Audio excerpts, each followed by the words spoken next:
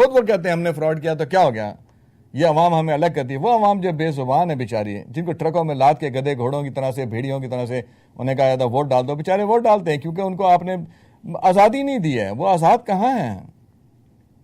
خود حکمران کہتے ہیں جی ہمارے ملک میں وڈیرا شاہی ہے. بھائی کیوں نہیں ختم کرتے اس کو؟ ذمہ دار تو ٹیکس دیتا ہی نہیں ہے، آپ جو مرضی کریں. کوئی ٹیکس دیتا ہے؟ منسٹرز کتنا ٹیکس دیتے ہیں؟ کوئی ٹیکس دیتا ہے؟ نواز شریف صاحب نے کتنا ٹیکس دیا ہے؟ میرے خیال ان سے زیادہ تو ان کے کلرک نے ٹیکس دیا ہوگا. کوئی پوچھنے والا ہے؟ ان کو شرم بھی نہیں آتی.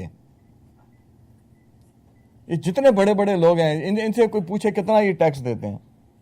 لیکن ہم لوگ ڈھیٹ ہیں نا، ہم ان کو آوے آوے کرتے ہیں نا. پھر مطلب جب ہم اپنے اداروں کو خود بدنام کر رہے ہیں. مسجد میں ہم جاتے ہی نہیں ہیں. مسجد میں کون جاتا ہے؟ مسجدیں بھری ہوئی نظر ضرور آتی ہیں، لیکن تراویح کے وقت یہ سوچ کے کہ ہم نے تراویح نہ پڑھی تو شاید اللہ کا عذاب آ جائے گا. تراویح آپ گھر میں پڑھ لیں اگر اتنی ہے. اللہ تعالیٰ نے پوری زمین اس لیے نہیں کہ اس لیے جاؤ کہ دیکھو کہ ارد گرد ہو کیا رہا ہے.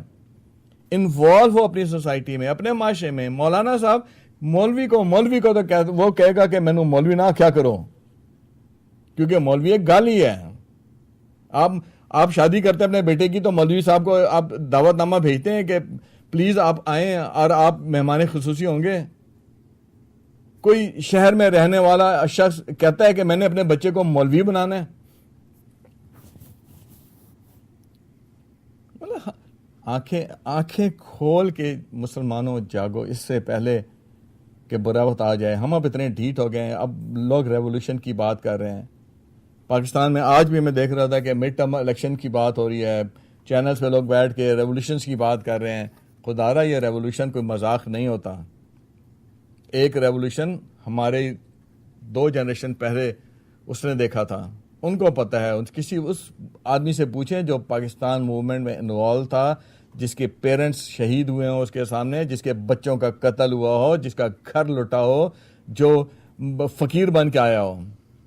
ان سے پوچھیں 71 میں جو بنگلہ دیش بن گیا، اس وقت جو مسلمان وہاں سے جانے بچا کر یہاں پر آئے، وہ بڑے بڑے سیٹھ، وہ جب یہاں کے ایم این اے ہاؤس اور ایم پی اے ہاؤس میں چھوٹے چھوٹے کمروں میں رہے ہیں، وہ جو سیٹھ تھے ان کا کیا ہوا؟ بیچاروں کی ساری جائیداد سارا سب کچھ لٹ پھٹ گیا. اور وہ ریولوشن نہیں تھا، وہ تو ایک چھوٹا سا ایک تختہ الٹا گیا، چھوٹی سی ڈویژن ہوئی، اس میں یہ حالات ہو گئے. تو اللہ نہ کرے ریولوشن کی باتیں لوگ بڑے آرام سے کرتے ہیں. ان کو شاید یہ نہیں پتا ریولوشن میں ہوتا کیا ہے. ان کو چاہیے کہ وہ تاریخ کو پڑھیں، تاریخ کے جو کتابیں ہیں ان کو پڑھا کر اس میں دیکھیں کہ ریولوشن میں ہوتا کیا ہے. ریولوشن جب آتا ہے، جب عوام کے سر کے اوپر سے پانی گزرنے لگتا ہے تو پھر ریولوشن آتا ہے. اور اس وقت ظاہر بات ہے وہ یہ نہیں سوچتا کہ میں مروں گا یا یہ مریں گے. پھر اس میں نہ کوئی نیک ہوتا ہے، نہ کوئی برا ہوتا ہے، نہ کوئی بوڑھا ہوتا ہے، نہ کوئی بچہ ہوتا ہے، نہ کوئی جوان ہوتا ہے، نہ کوئی ماں ہوتی ہے، نہ کوئی باپ ہوتا ہے، نہ کوئی بیٹی ہوتا ہے، نہ بیٹا ہوتا ہے. وہ ایک سیلاب ہوتا ہے، ایک خونی سیلاب ہوتا ہے جس میں ہر چیز بہہ جاتی ہے اور اس کو روکنے والا بھی پھر کوئی نہیں ہوتا. وہ ایک ایسا سسٹم ٹریگر ہوتا ہے جس کو روکنے کے لیے کوئی طریقہ نہیں ہوتا ہے. اللہ تعالیٰ ہمیں اس برے دن سے محفوظ رکھے. لیکن جو ہم نے آج بات کی، جس میں ہم نے مفتی حضرات سے بھی بات چیت کی اور کوشش کی کہ کچھ عام شہریوں سے بھی بات ہو سکے، اور انہوں نے جتنی باتیں کی وہ ان میں جو بات مجھے سمجھ آئی وہ یہ کہ مسجدیں آباد نہیں ہیں. ہم نے مسجدوں کو اگنور کر دیا ہے، جس کی وجہ سے ظاہر سی بات ہے جب ہماری مسجدیں آباد نہیں ہیں تو ان میں تو کچھ بھی ہو رہا ہوگا. اور جو ہو رہا ہے پھر اس کا نتیجے میں اگر ہماری مسجدیں بدنام ہو جائیں اور ہماری مسجدوں کو لوگ ایک خوف کی جگہ سمجھ لیں کہ شاید تو آپ 9/11 کے بعد دیکھیں مسجدوں میں، مسلمانوں کی مسجدوں میں امریکہ میں کتنا آج بھی کتنا کرٹیکل ان کو اس سے دیکھا جاتا ہے، کتنے شک کی نگاہ سے دیکھا جاتا ہے. تو اس میں کسی کا قصور نہیں ہے، اس میں ہمارا قصور ہے.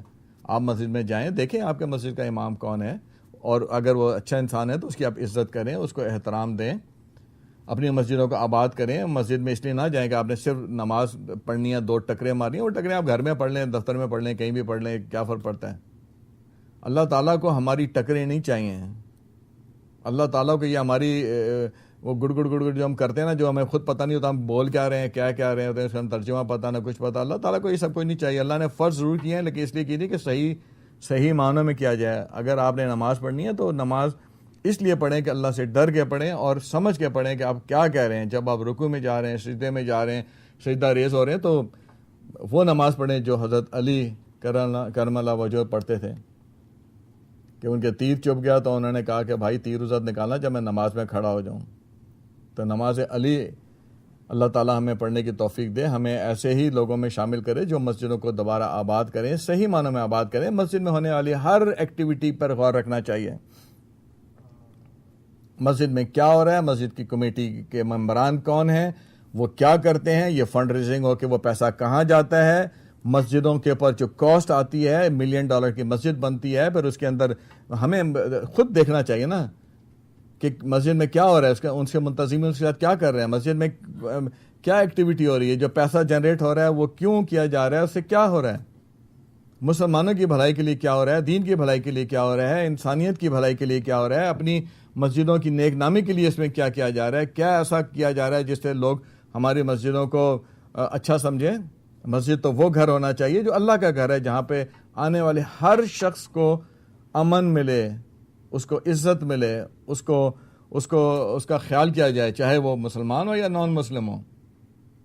مسجدوں میں یہ ہمیں فکر کرنے کی ضرورت ہے کہ بچیوں کی شادیاں کیسے ہوں, طلاقوں کا جو یہ سلسلہ چل نکلا ہے اس کو کیسے روکا جائے, بچوں کی جو ہے صحیح ایجوکیشن کیسے کی جائے, جو ممبر پہ کھڑے ہو کے تقریر کی جاتی ہے وہ تقریر وہ کی جائے جو ہماری روز مرہ کی ضرورت ہے, جو ہمارے مسائل ہیں, ڈے ٹو ڈے مسائل ہیں, اس پہ بات ہونی چاہیے. اسٹیریو ٹائپ ایک پڑھ کے وہ ایک کہیں سے پڑھ کے لکھ لیا اور آ کے بس شروع ہو گیا جس کو کوئی سنتا ہی نہیں ہے, کیونکہ اس میں عام آدمی کے انٹرسٹ کی کوئی چیز نہیں ہوتی.